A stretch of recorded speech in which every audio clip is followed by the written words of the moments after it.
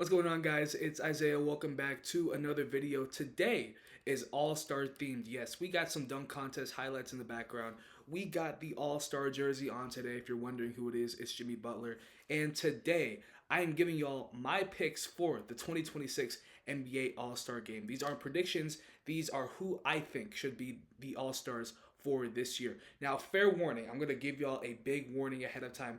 There are going to be a lot of snubs, especially on the Western Conference side. There are a lot of guys hooping this year, but unfortunately, unless injuries do hit, there will be a lot of names left off this year. So let's not waste any more time. Let's get right into it. Here are my picks, starting with the Eastern Conference starters. Starting with the Eastern Conference All-Star starters, let's get the easy picks out the way. The two guards are going to be this year, Jalen Brunson and Cade Cunningham. Now, there are going to be two names that I discuss in the reserves who I think could make an argument for one of these guard spots, but you're not going to deny Jalen Brunson this year. He deserves it. And then Cade Cunningham is the best player in the Eastern Conference's best team, averaging a staggering 26.9 points per game and almost 10 assists per game. Just elite stuff from Cade Cunningham this year. He has taken the full leap into superstardom. For the front court spots, they do get a little interesting. Jaylen Brown, I think, is an obvious all-star starter as well. He's really taken the leap to superstardom without Jason Tatum this year. The Celtics, as of the current date of this video, are the second seed in the Eastern Conference. I don't think anybody expected them to be this good, not even Celtics fans. And then, of course, you have the guy who should have requested a trade already and is really delaying the inevitable, Giannis Antetokounmpo. I will not stop talking about it until it happens, but he should request a trade because he is still putting up his regular 30 and 12 that he always puts up for a team that's not winning. But for right now, we're just going to give him the award of All-Star starter like he deserves every year. And then for the last front court spot, this guy has been going crazy this year and has led to really the former face of the franchise to be traded this season, and that is Jalen Johnson, averaging 23, 10, and 8 this year. If you have him in fantasy basketball like I do, you know that he was most likely the steal of fantasy basketball season. But yeah, he's hooping. This doesn't really reflect Atlanta's record. They are just kind of in the middle of the pack of where they usually are, but you're not going to deny a guy almost averaging a triple double on the season. He's really taking the leap to really earning, all this praise, an all-star spot at this point. I think an all-star starter is a perfect fit for him. And yeah, he just deserves it this year. Most likely the most improved player this year. Now for your East reserves. Now, of course, like I just mentioned, there are two guards that I think could easily make the case for all-star starters this year, but there's no shame of being named a reserve. At least you've made it. Those two names, obviously, Donovan Mitchell averaging 29 points per game this year. Even though the Cavs are very disappointing this season, I think Donovan Mitchell still deserves all the recognition. He's hooping. It's arguably the best year of his career. And then Tyrese Maxey, who is having the best year of his career. Ain't no arguing. This is definitively the best year of his career, averaging 30 points per game, and is really leading Philly back to at least relevance. They're not like at the top of the Eastern Conference like they should be, right, with the roster they have, but at least they're back in top 5, top 6 seed contention in the Eastern Conference. And it's because Tyrese Maxey has really taken over as the face of Philly's franchise. It's no longer Joel Embiid, in my opinion. The answer is Tyrese Maxey. For the front court names, this is where it gets a little bit interesting here. I have two Toronto Raptors rounding out the group, Scotty Barnes and Brandon Ingram. Both of them are playing very well. I think Brandon Ingram specifically is the name we should talk about here. 22 points per game, leads the Raptors in scoring. Now, you may see 22 points per game and you're thinking, should we really name him an all-star this year? But when you think about how many Raptors are shooting the ball at a rapid pace, 22 points per game is really impressive for Brandon Ingram, and it's really helped lead the Raptors back into playoff contention. And then Scotty Barnes is just Scotty Barnes. He's played really well, averaging your regular Scotty Barnes numbers, 19, 7, and 7 around that range. Best defensive player on the team. He's really the leader of the team, the point guard. He's doing everything that he was drafted to be. This should be his first outright all-star appearance. Remember, his first all-star appearance a couple years ago, he was an injury reserve. And then for the last front court spot, I'm going to go with Jalen Duren of the Detroit Pistons.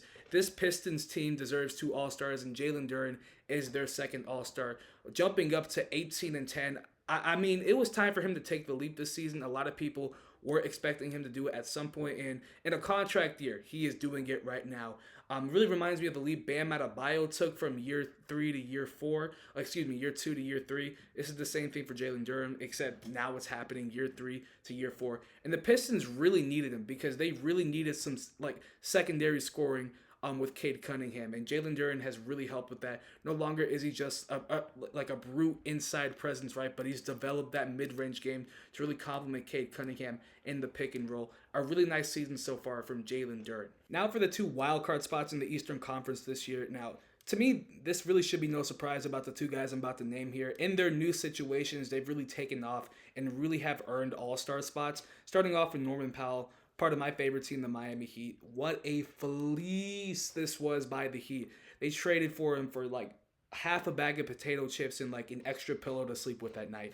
This was an elite trade by the front office, getting off of Kevin Love and also getting off of Kyle Anderson's contract for who I believe should be an all-star this year. 24 points per game, 49% shooting from the field as a guard is elite. You pair that with his regular elite shooting from the three-point field, 41% this year. Just great stuff. He's been really a consistent, steady presence for a Heat team that hasn't been consistent or steady at all. He's the constant for the Heat this year. He's just been that good. He's really playing for a contract extension as well. So to me, more than deserving of this all-star spot, the first of his career. If we remember last year, he was snubbed last year, right? I think a lot of people made the argument that he should have made it. I think he should have made it. But this year, he should be an outright pick for your Eastern Conference team. Now, Michael Porter Jr. is my second pick here, and this should be another outright pick because he's hooping.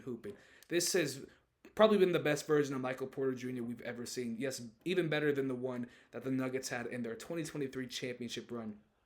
It's just been the best. Points per game wise, obviously it's up there, 25.7 points per game this year. That's great. Efficiency wise, 47% from the field. This is the most efficient Michael Porter Jr. we've seen. He's taken the opportunities to have more shots, be the defined number one option, and he's really refined his game. He's not just shooting bad shots for a bad team. He's really become an all-star level player in Brooklyn. No longer is he just relegated to that third option, but now he's really elevated to this three-level scorer that now a lot of teams are valuing here at the trade deadline. Not only is he averaging a career high in points per game this year, fun fact, guys, he's also averaging a career high in assists, if you can believe it. 3.3 assists per game is Michael Porter Jr.'s highest of his career. Yes, Michael, the ball stops here, Porter Jr. is now an elite floor general. Obviously, I'm just kidding there, but it's impressive what Michael Porter Jr. has been doing in Brooklyn. Hopefully, he can get out of Brooklyn so we can take this performance and bring it to a contending team this season, if not next season. But props to him, man. He should be more than deserving of an all-star spot this year. Now going over some of the snubs in the Eastern Conference. Now, I will mention there will be some big names mentioned, but I don't think any of these guys are as deserving as some of the other names here. The Western Conference, like I said, will be much worse, but for the East, I think it's pretty cut and dry here. Starting off with Karl-Anthony Towns, usually he should be an all-star in the Eastern Conference, but not to me this year.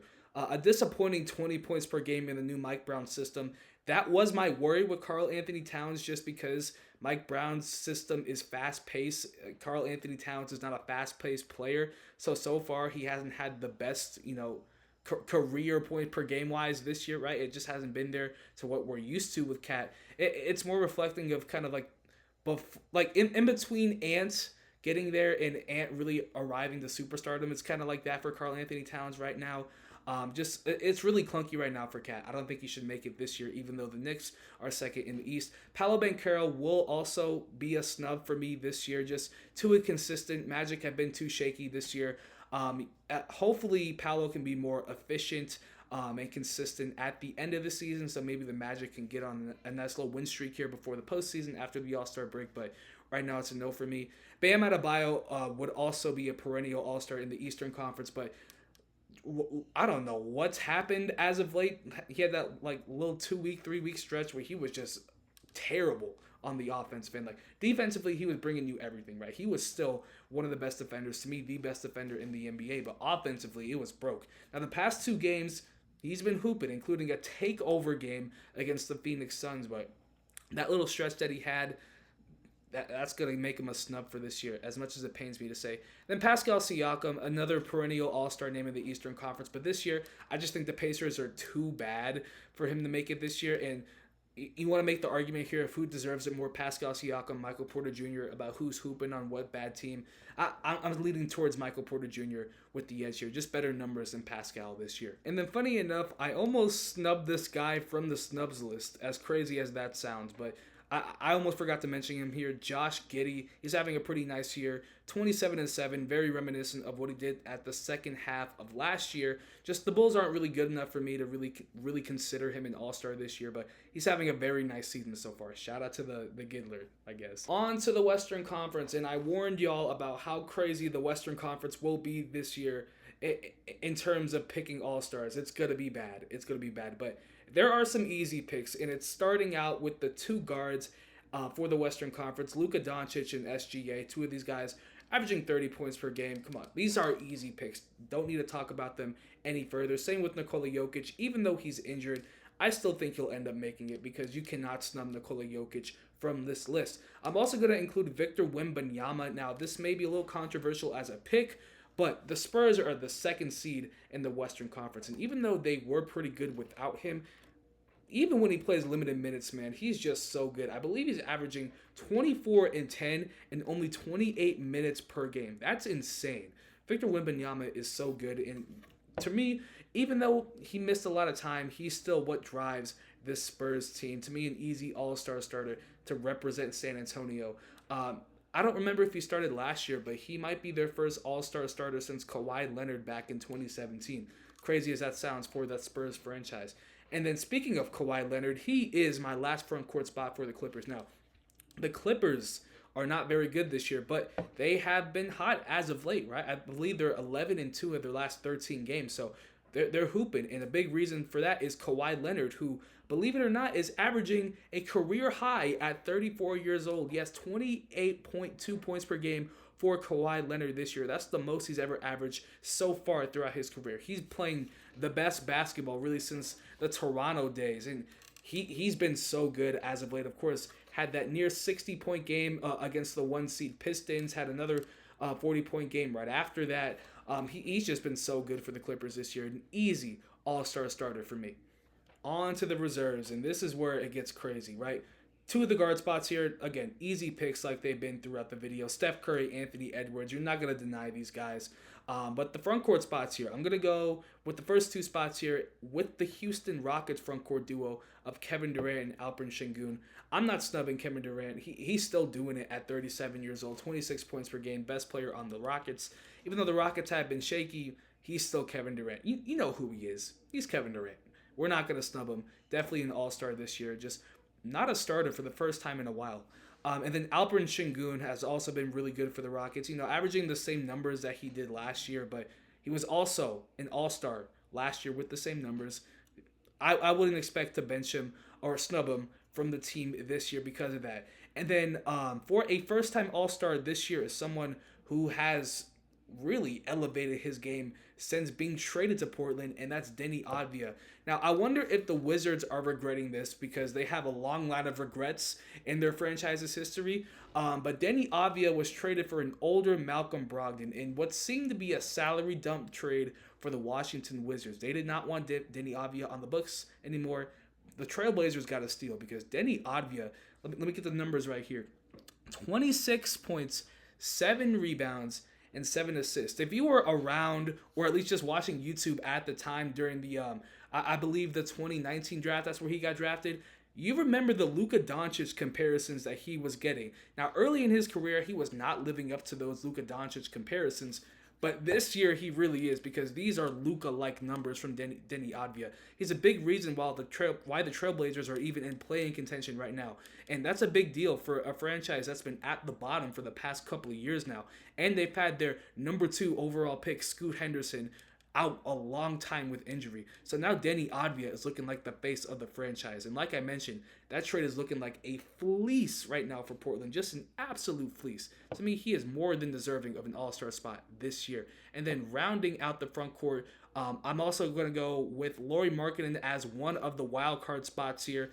At 27.9 points per game, he's just played too well for me to leave off the list. I will go through some of the snubs here and why I have Lauri Markkanen over them. But to me, he's still an easy all-star for me. That's a career high in points for him. He's been ultra efficient. Went from 19 points per game last year to 28 points per game. Maybe you can give him most improved player again just for that, but they're not going to. But he's been so good. Even if the Jazz are still the Jazz at this point and don't want to trade him, he is easily an all-star caliber player. Then the last wild card spot, gonna go with Devin Booker here on the overachieving Phoenix Suns. No one would have guessed the Suns would be 24-17 after trading Kevin Durant this past offseason. But Devin Booker and his steady play and his leadership and his point guard abilities that were really developed since the Chris Paul era have really led the Phoenix Suns to this level of success. He is an easy all-star pick for me. And again, the Suns have just exceeded every single expectation. Now they're in real playoff position, right? This was better position than they were last year with Kevin Durant and Bradley Beal, right? 3 All-Stars in comparison to 1 this year. The Suns are much better, and Devin Booker is just having another Devin Booker season. Now, I wouldn't be surprised if he gets snubbed because that's just something that Devin Booker has been used to in the past. He's used to getting snubbed because the Western Conference is usually so stacked, but I'm not going to snub him. He's an easy pick for me at that last wild card spot. And now the snubs. There are a lot of names that I did not mention for the Western Conference. We're going to start off with probably the most popular name because of where he plays and who he plays with, Austin Reaves. Austin Reaves is having the best year of his career. I believe he is a free agent after the season, so that's a contract year for Austin Reaves. 26 points per game. How can I leave him off the list? Well, like I mentioned, look who I'm comparing him to at the guard spots. I'm not putting him over Luka Doncic and SGA. I'm not doing that. I'm not putting him over Steph Curry. I'm not putting him over Anthony Edwards. So those are 4 guys I'm already not putting him over at the guard spot that he's competing with. And then you have to compare him to the wild card guys here. I think you could make an argument for Lauri Markkanen, but like I mentioned, I think Lauri Markkanen is playing too well to be denied right now. 28 points per game right now, as efficient as he's been. I don't see how you can leave him off.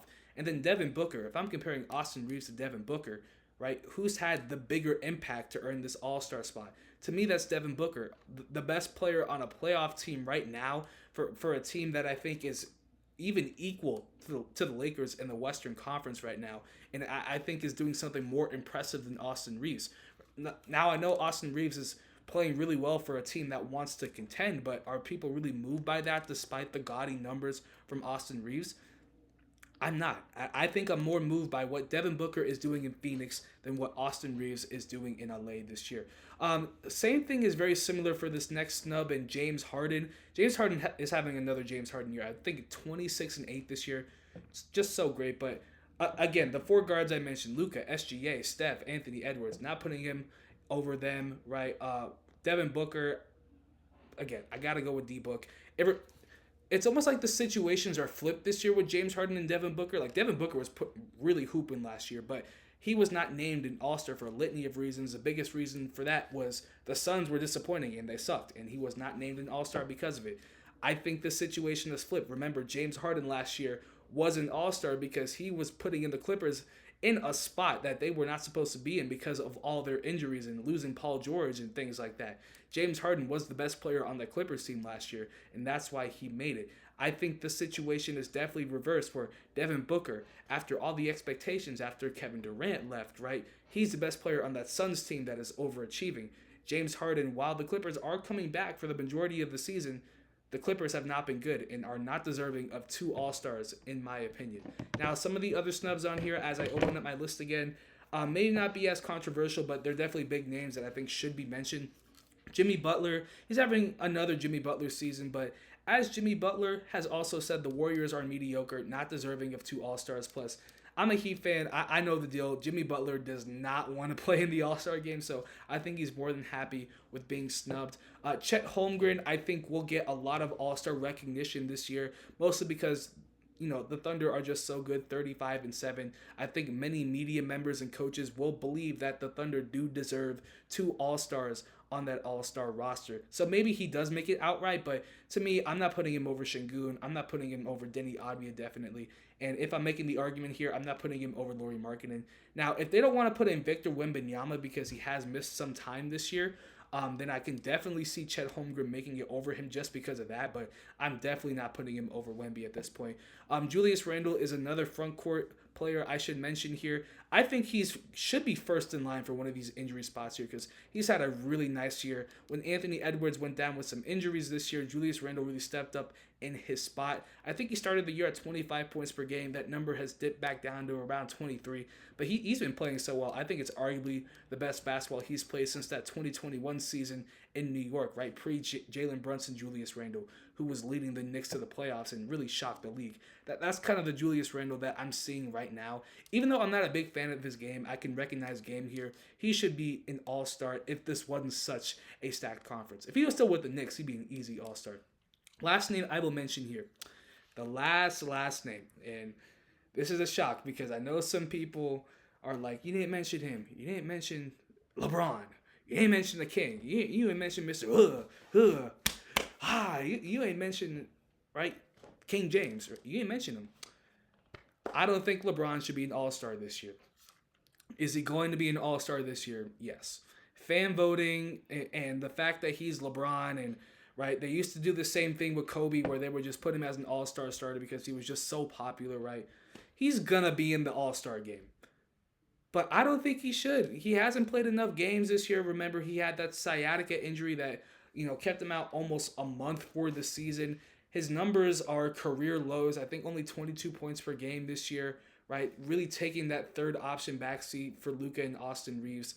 If I'm just going through the names of the Western Conference, I think there are so many more deserving guys than LeBron James. Now, you can make the argument that the Lakers should have 3 All-Stars because they have 3 All-Star caliber players, but I'm not making that argument today. LeBron has been so great, 20 straight All-Star appearances, but it's going to be 21 straight just because he's LeBron, and it's not the All-Star game if LeBron's not playing in it, if he's active. And, of course, this All-Star game is in L.A., and, of course, it might be his last ever All-Star game. You never know with LeBron, so we have to put him in, but this year, I'm not putting LeBron in the All-Star game. I'm sorry, LaSexuals. I'm sorry, LaFandom. My bad, Braun Nation. Yeah, that's the video, guys. Let me know what you think of my All-Star picks. Make sure to leave your All-Stars in the comment section if this video does get views. But yeah, hopefully you guys like the video. Like and subscribe for more NBA and NFL content that I post weekly. And I'll see you on the next one.